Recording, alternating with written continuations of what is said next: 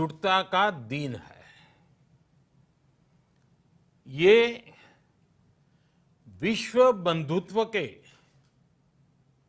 संदेश का दिन है। ये वननेस ऑफ ह्यूमननेस का दिन है, जो हमें जोड़े, साथ लाए, वही तो योग है। जो दूरियों को खत्म करे, वही तो योग है। कोरोना के इस संकट के दौरान दुनिया भर के लोगों का my life my yoga video blogging competition में हिस्सा लेना इस बात को दिखाता है कि योग के प्रति उत्साह कितना बढ़ रहा है, कितना व्यापक है। साथियों, इस साल अंतर्राष्ट्रीय योग दिवस की theme yoga at home and yoga with family ये तय हुई है। आज हम सब सामूहिक कार्यक्रमों से दूर रहकर घर में ही अपने परिवार के साथ मिलकर योग कर रहे हैं। बच्चे हो, बड़े हो, युवा हो, परिवार के बुजुर्ग हो, सभी जब एक साथ योग के माध्यम से जुड़ते हैं तो पूरे घर में एक ऊर्जा का संचार होता है। और इसलिए इस बार का योग दिवस, अगर मैं दूसरे शब्दों में कहूं तो ये भावात्मक योग का भी दिन है। हमारी फैमिली बॉन्डिंग को भी बढ़ाने का दिन है। साथियों, कोरोना पैंडेमिक के कारण आज दुनिया योग की जरूरत को पहले से भी अधिक गंभीरता से महसूस कर रही है। अगर हमारी इम्यूनिटी स्ट्रांग हो तो हमें इस बीमारी को हराने में बहुत मदद मिलती है। इम्यूनिटी को बढ़ाने के लिए योग की अनेक विध विधियां हैं, अनेक प्रकार के आसन हैं। वो आसन ऐसे हैं जो हमारे शरीर की स्ट्रेंथ को बढ़ाते हैं, हमारे मेटाबॉलिज्म उसको शक्तिशाली करते हैं। लेकिन कोविड-19 वायरस खास तौर पर हमारे श्वसन तंत्र यानी कि रेस्पिरेटरी सिस्टम पर अटैक करता है। हमारे रेस्पिरेटरी सिस्टम को स्ट्रांग करने में जिससे सबसे ज्यादा मदद मिलती है वो है प्राणायाम। प्राणायाम यानी एक प्रकार से ब्रीथिंग एक्सरसाइज है। सामान्य तौर पर अनुलोम विलोम प्राणायाम ये एक प्रकार से पॉपुलर भी हैं, आप भी जानते हैं और लोग भी जानते हैं, करके भी दिखाते हैं। ये प्रभावी भी है। लेकिन प्राणायाम के अनेक प्रकार हैं। इसमें अगर आप प्राणायाम को जानने वालों से मिलोगे तो बताएंगे, शीतली है, कपालभाति है, भ्रामरी है, भस्त्रिका है, बहुत है, अनगिनत है। अब तो नए नए जुड़ते भी चले जा रहे हैं। योग की ये सभी विधाएं, ये तकनीक हमारे रेस्पिरेटरी सिस्टम और इम्यून सिस्टम दोनों को मजबूत करने में बहुत मदद करती है। इसलिए आपसे मेरा विशेष आग्रह है,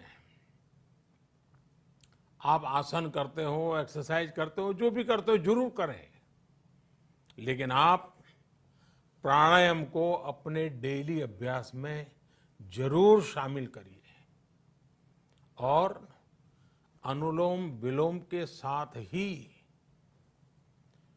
अनेक जो प्राणायाम की टेक्निक्स हैं उसे भी सीखिए, उसको सिद्ध कीजिए। योग की इन पद्धतियों का लाभ बड़ी संख्या में आज पूरी दुनिया में ये कोरोना वायरस से ग्रसित जो लोग हैं, वो पेशेंट उसका लाभ ले भी रहे हैं। योग की ताकत से उन्हें इस बीमारी को हराने में मदद मिल रही है। साथियों, योग से हमें वो आत्मविश्वास और मनोबल भी मिलता है जिससे हम संकटों से जूझ सकें और जीत सकें। योग से हमें शांति मिलती है, मानसिक शांति मिलती है, संयम और सहन शक्ति भी मिलती है। स्वामी विवेकानंद जी कहा करते थे, एक आदर्श व्यक्ति वो है जो नितांत निर्जन में भी क्रियाशील रहता है और अत्यधिक गतिशील में भी संपूर्ण शांति का अनुभव करता है। किसी भी व्यक्ति के लिए एक बहुत बड़ी क्षमता होती है, जब बहुत ज्यादा विपरीत परिस्थिति हो तब भी एक्टिव रहना, थककर हार न मानना, बैलेंस रहना, ये सारी चीजें योग के माध्यम से हमारे जीवन में स्थान प्राप्त करती हैं, हमारे जीवन को बदल देती है, ताकत देती है। और इसलिए आपने भी देखा होगा, महसूस किया होगा, योग का साधक कभी संकट में धैर्य नहीं खोता है। योग का अर्थ ही है समत्वम योग उच्यते, अर्थात अनुकूलता, प्रतिकूलता, सफलता, विफलता, सुख, संकट, हर परिस्थिति में समान रहने, अडिग रहने का नाम उसी तो योग कहते हैं। Friends, yoga enhance our quest for a healthier planet. It has emerged as a force for unity and deepens the bonds of humanity. It does not discriminate. It goes beyond race, color, gender, faith, and nations. Anybody can embrace yoga. All you need is some part of your time and empty space. Yoga is giving us not only the physical strength, but also mental balance and emotional stability to confidently negotiate the challenges before us. Friends, if we can fine-tune our course of health and hope, the day is not far away when world will witness the success of healthy and happy humanity. Yoga can definitely help us make this happen. साथियों, जब हम योग के माध्यम से समस्याओं के समाधान की बात कर रहे हैं, दुनिया के कल्याण की बात कर रहे हैं, तो मैं योगेश्वर कृष्ण के कर्मयोग का भी आपको पुनः स्मरण करना चाहता हूं। गीता में भगवान कृष्ण ने योग की व्याख्या करते हुए कहा है, योगः कर्मसु कौशलम, अर्थात कर्म की कुशलता ही योग है। Efficiency in action is yoga. ये मंत्र सदा सर्वदा हमें सिखाता है कि योग के द्वारा जीवन में अधिक योग्य बनने की क्षमता पैदा होती है। अगर हम अपना काम अनुशासन से करते हैं, अपना दायित्व निभाते हैं, तो भी एक तरह का योग ही है। साथियों, कर्मयोग का एक विस्तार और है। हमारे यहां कहा गया है, युक्त आहार विहारस्य युक्त चेष्टस्य कर्मसु युक्त स्वप्नावबोधस्य योगो भवति दुखा। अर्थात सही खान पान, सही ढंग से खेलकूद, सोने जागने की सही आदतें और अपने काम, अपनी ड्यूटीज को सही ढंग से करना ही योग है। इसी कर्मयोग से हमें सभी तकलीफों और समस्याओं का समाधान मिलता है। इतना ही नहीं, हमारे यहां निष्काम कर्म को बिना किसी स्वार्थ के सभी का उपकार करने की भावना को भी कर्मयोग कहा गया है। कर्मयोग की ये भावना भारत के रग रग में रची बसी है।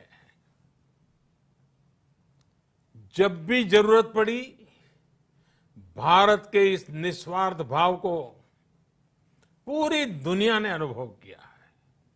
साथियों, जब हम योग से चलते हैं, कर्मयोग की भावना से चलते हैं, तो व्यक्ति के तौर पर, समाज के तौर पर, देश के तौर पर हमारी शक्ति भी कई गुना बढ़ जाती है। आज हमें इसी भावना से संकल्प लेना है। हम अपने स्वास्थ्य के लिए, अपनों के स्वास्थ्य के लिए हर संभव प्रयास करेंगे।